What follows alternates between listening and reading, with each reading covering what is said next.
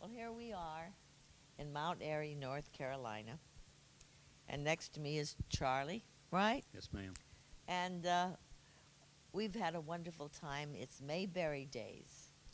And people should really try to come and enjoy this. It's a beautiful little town where Andy Griffith was born and grew up.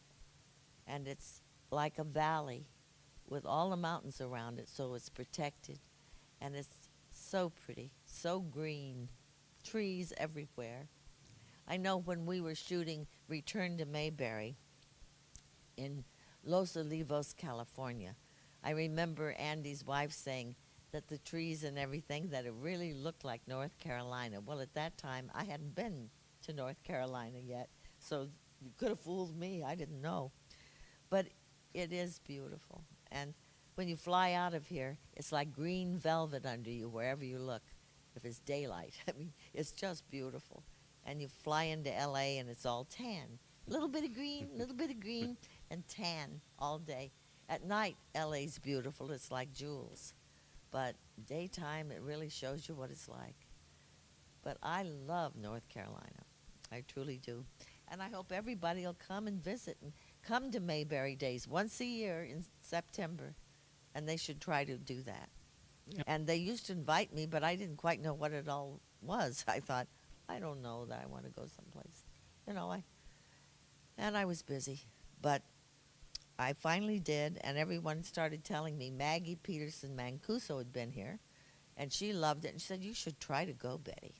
And I have just enjoyed it, and the people are so wonderful to me, and everybody's happy. Want to see a lot of happy people come to Mayberry Days. It's terrific. Well, the parade is great fun. It starts at 9 in the morning, and they have these great antique cars, and I sit on top of a little pink car. I don't even know what make it is, but it's adorable, in a bright strawberry pink, and it's beautiful, shiny. And they usually have a grand marshal that's some well-known person connected to the Andy Griffith Show, and I used to sit up on the very tip top of that little car, but it was a little scary sometimes because if they'd hit bumps and everything, I had nothing to hold on to. But this year they fixed it so I have a big platform to sit on, and so I'm up high enough I can wave and see everybody, but I'm not as frightened as I was before, that if they had hit a bump or put a brake on fast, I might have flown right out of the car. This way I was safer, and I had a great time, and people line up all over the streets. I don't know how far we go, but we have such wonderful crowds, and everybody's happy and waving and saying, Thelma Lou, taking pictures. It's terrific. Little kids, all ages. That little kid in all of us. It's wonderful. Which, Yeah. for the Andy Griffith Show. I don't think it ever occurred to any of us. We knew it was a wonderful show, and we loved doing it. But I don't think it ever occurred to us it would go on, or that at my age I'd have people thrilled to see me and wanting my autograph and everything. Never occurred to me in a million years. And I'm very grateful, truly grateful, to have been connected to a wonderful show that people love, and that it means a lot to them. Some people, their eyes filled up with tears when they see you, not because they are sad over me or anything, but because they're so thrilled about the show. It isn't me personally, it's that show, and it is a great show. Well, it is you personally, too, because you were a part of what made the show so great. The people come to see you and to Well, remember that great show. They like Thelma Lou, it seems, pretty well, all right. And they loved Francis as Aunt Bee, and little Ronnie when he was little as Opie, and Hal Smith as Otis the town drunk, who was a sweet drunk. He was not a terrible person. And, of course, Andy and Don were just terrific together. And I think it's a rare show that has the combination of two actors like those two, that they were just perfect together.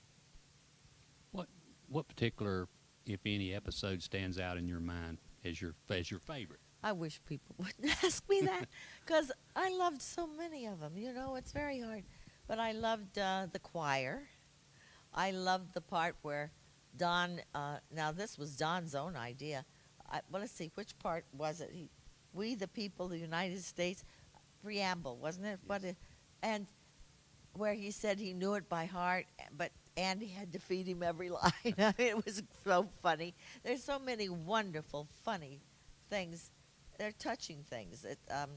When little Opie, the birds, when he killed the mother bird, and his daddy told him he'd have to take care of the babies now. He was responsible. And he did, and he loved them so he didn't want to give them up. And then his father said, well, you have to let them go. It reminded me when I was a little girl, I saw a play called Claudia in Kansas City, Missouri, where I grew up, and Dorothy McGuire was the star. And in it, her mother was found she was dying, and they found it hard to discuss this, and they were concerned how Claudia would react. And I remember the mother stood behind a couch looking at her daughter, and she said, we have to learn to hold close with open hands. And I always thought that was such a great line. It was really beautiful. And in a sense, that's what Andy was saying to him, I think, you know. Because at the end, the little birds flew up in the tree, and Andy said, but don't the trees look full and pretty, or something like that. I'm not quoting it quite right, I'm sure. But anyway, those are kind of tender scenes that they had, too, that I liked.